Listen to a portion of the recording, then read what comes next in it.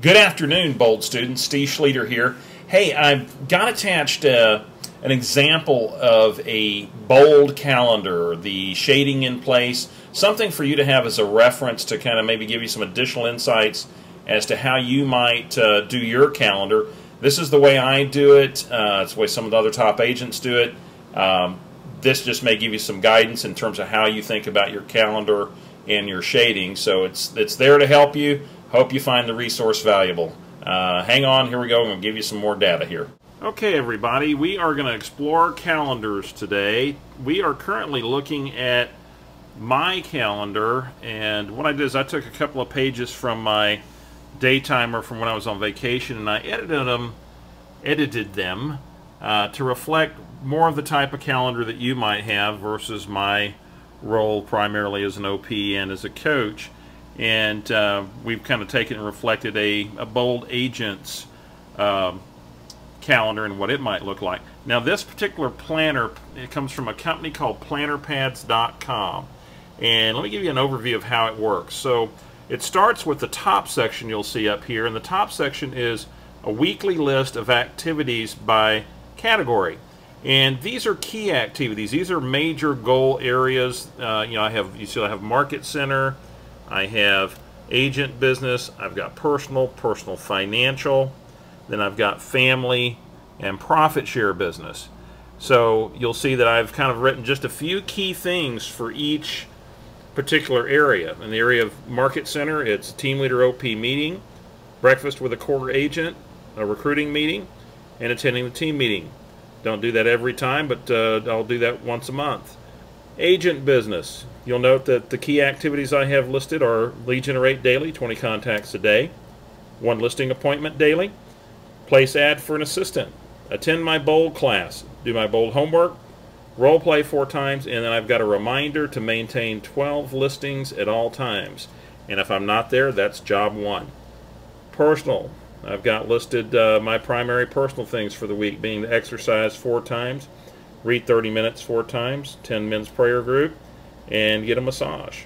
And then personal financial, you'll see some areas there, family, and then of course the profit share business. If you want to kind of look and see what's listed just to give you some ideas, they typically are going to be big rock items. This is not a to-do list.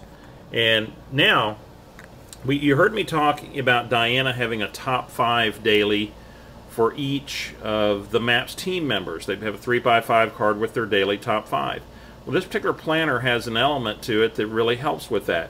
And so above the hourly section for each day, there's a little box where I put my top 4 to 6, business items and top 2 to 3 personal items that are my intention that I choose to get accomplished that day.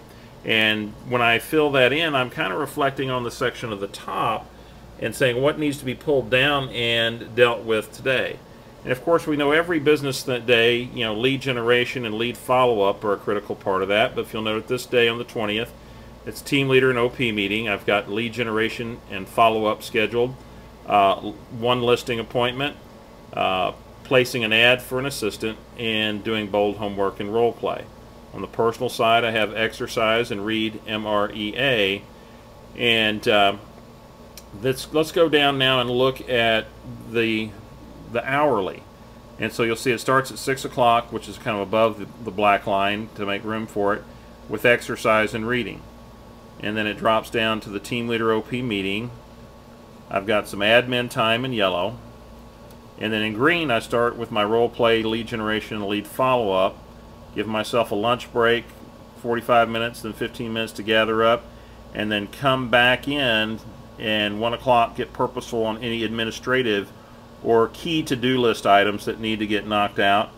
At 2 o'clock, I'm jumping into my appointment prep and my call list preparation, so I'm ready for my appointment this afternoon, and I've got my call list for the next day set to go. And then I go on appointments in the afternoon or do more lead generation and getting some of my Bold homework done in the evening. So let's take a look at another day. You'll see on the 21st, I've set some key priorities. You notice under admin, I've pulled one of my admin items down from personal financial was to call on disability insurance. And so I've got that up there. and it starts off, you know, much like the previous day, and I have my priorities running throughout the day. Wednesday. Now remember, on one of my objectives was a date night, and I needed to get a sitter, so you'll see that I've got get sitter as a priority on Wednesday, and so that's going to fall in under my admin time to make sure that I get that in. You'll notice that I've put phone screening with 5 assistant resumes. So if I place the ad like I had scheduled and planned to do on Monday, I should be starting to get some resumes from my posting, and so I've got to then make some time for that in my schedule, and you'll see I've got it down for 6 o'clock to take care of that in some admin time and also get that sitter secured for the week.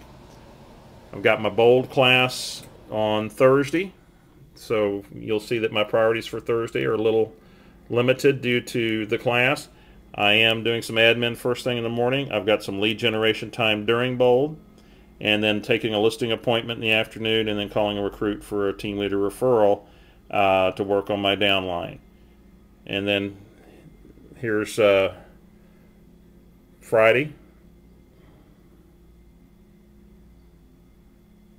And then some important things to note. Saturday, I've got family breakfast time. I've got follow-up with assistant resumes to set appointments and prep buyer appointment. Now, if I already had an assistant and I was looking for a second assistant, that could potentially be delegated.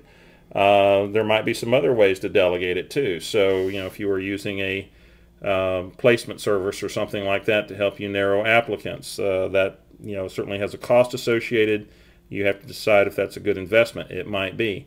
You know, daughter has a volleyball game at 1, taking a buyer appointment in the afternoon, and then game night with the family. On Sunday, I'm off. I do have one key priority in the evening, and that's to plan the next week so I can get my RAS programmed and my mindset right and already have my mind around the accomplishments of the next week and already in advance see their completion and begin to move them forward in my mind. So that's kind of the broad look of, you know, how you might use your calendar. I hope that gives you some additional insights to work from. Make sure you stay really focused on that listings needed number. It's a key number, and if you manage that effectively, it makes great things happen. Have a great day, and we're going to see you at Bold.